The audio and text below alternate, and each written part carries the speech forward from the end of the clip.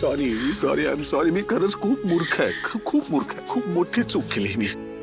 त्या पुराव्यांच्या ऑब्सेशनमुळे ना मी माणसांकडे पाहिलं नाही. मी माणसांवरती विश्वास ठेवला नाही.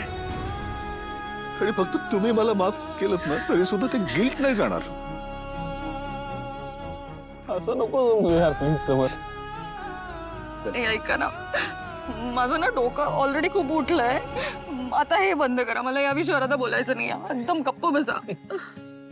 आणि खरं सांगू का, मला ना मनापासून खूप खात्री होती की आपलं सगळं ठीक होईल. आपण पुन्हा एकदा असे सगळे भेटू, सगळं नॉर्मल होईल. आणि का माहितीये, ती तुझी बायको, तिने अविश्वास नाही दाखवला कधी. गिव्हअप करणं काय असतं हे तिला माहीतच नाही. आपण आज असं एकत्र आहोत ना, त्याला कारणीभूत फक्त स्वानंदी वहिनी आहे. खरं सांगतो, मी खूप खचलो होतो रे. निकिता चिडली होती. आम्हाला असं वाटत होतं की नको आता बस, सगळं सोडून द्यावं, आता बस, नाही होऊ शकणार काहीच. पण तिने हिंमत नाही हरली. ती म्हणाली नाही, मी सगळं नॉर्मल करणार. आणि तिने केलं. आज फक्त तिच्यामुळे आपण तिघी पुन्हा एकत्र उभे आहोत.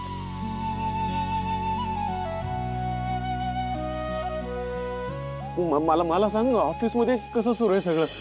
खूप नुकसान झालं असेल ना? मी नाहीये त्यामुळे. गोंधळ आहे सगळं ऑफिस मध्ये. मला बिझनेस मधल्या नुकसानाचं टेन्शन नाही आनंद. ते भरून काढता येईल नंतर कधीतरी. पण हे जे मैत्रीत नुकसान झालं ना माझ्याकडनं, ते कसं भरून काढायचं? आपण एक नक्की की हे नुकसान मी परत कधीच नाही होऊ देणार. कधीच नाही. तुम्हाला हवाय सांगा. अरे मी होतोच आणि असेल.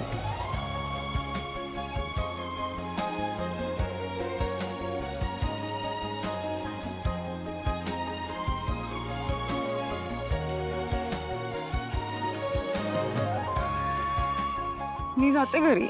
हे तू तर आहेसच.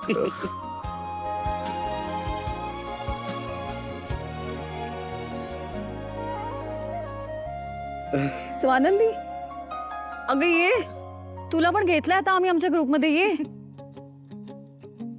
हो म्हणजे आजपर्यंत खरं तर आम्ही तिघच होतो. पण आता तुम्ही सुद्धा येऊ शकता आमच्या ग्रुपमध्ये. येऊ शकतो म्हणजे? ती ऑलरेडी आली आहे. मैत्रीण आहे ती आमची. मग काय, माझ्या शत्रू नाही आहेत त्या, मैत्रिणीच म्हणतो मी त्यांना. आणि या त्रिकोणाचा आता चौकोन झालाय. काय स्वानंदी मॅडम? मला आवडेलच या त्रिकोणाचा चौकोन बनवायला. आणि श्वास. आ? आपल्या चौघांच्या ग्रुपचं नाव आणि श्वास. आनंद, निकिता, स्वानंदी, समर. कसं आहे? अरे एकदम मस्त. थोडं वियर्ड आहे पण म्हणजे छान आहे. स्वानंदी, अगं ये. असं काय करतेस? ये, तू आहेस आता आमच्या ग्रुपमध्ये. ग्रुप आहे.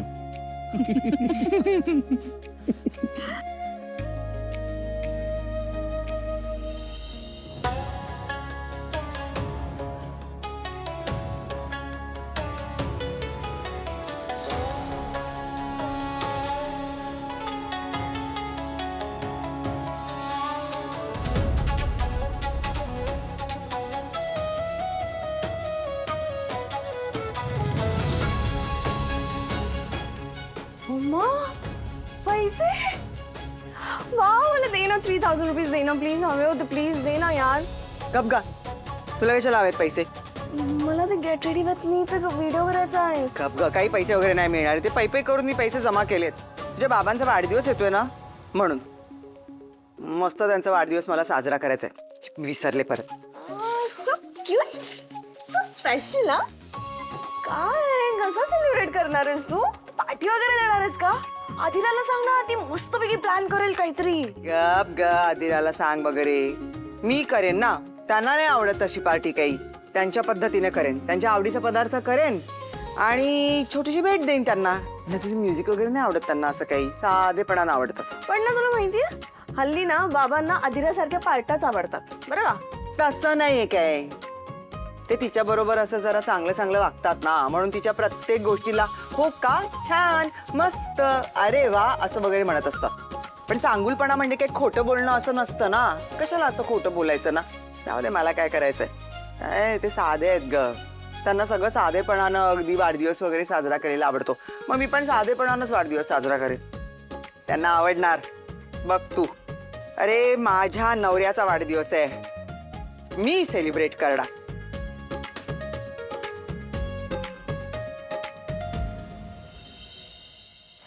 हे समोरचं काय डोकं फिरलंय की काय?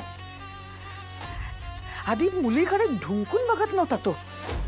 म्हातारी त्याचं लग्न ठरवायचा प्रयत्न करत होती, पण तिचंही ऐकलं नाही. आणि आता आता स्वानंदीशिवाय पान हलत नाहीये त्याचं. मम्मा पण सुरुवातीला दादाला ती आवडतच नव्हती. अगं स्वानंदी एक नंबरची बिलंदर आहे ग. तिला माहिती आहे समरला स्वतःच्या बाजूनी कसं करून घ्यायचं ते. आधी समरच्या आजीला तिने स्वतःच्या बाजूनी करून घेतलं, मग समरच्या मित्रमैत्रिणीला स्वतःच्या बाजूनी करून घेतलं.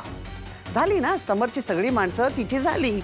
मी जितकं समर आणि स्वानंदीला एकमेकांपासून लांब करायचा प्रयत्न करते ना, तितकं ते दोघं जवळ येत आहेत. आता काय ती ऑफिसमध्येही शिरली. आज नाही पण लवकरच ती समरच्या मनात स्वतःची जागा निर्माण करेल. आणि मग समर माझ्या हातातून निसटेल. हेच नकोय आपल्याला.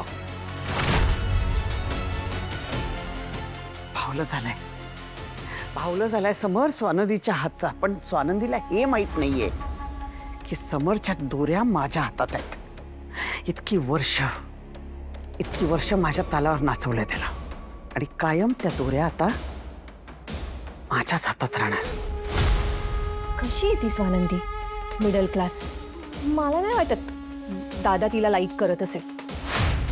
मम्मा मला तरी असं वाटतंय दादा आहे ना तिच्याकडे आजीची काळजी घेणारी नर्स म्हणून बघत असणार.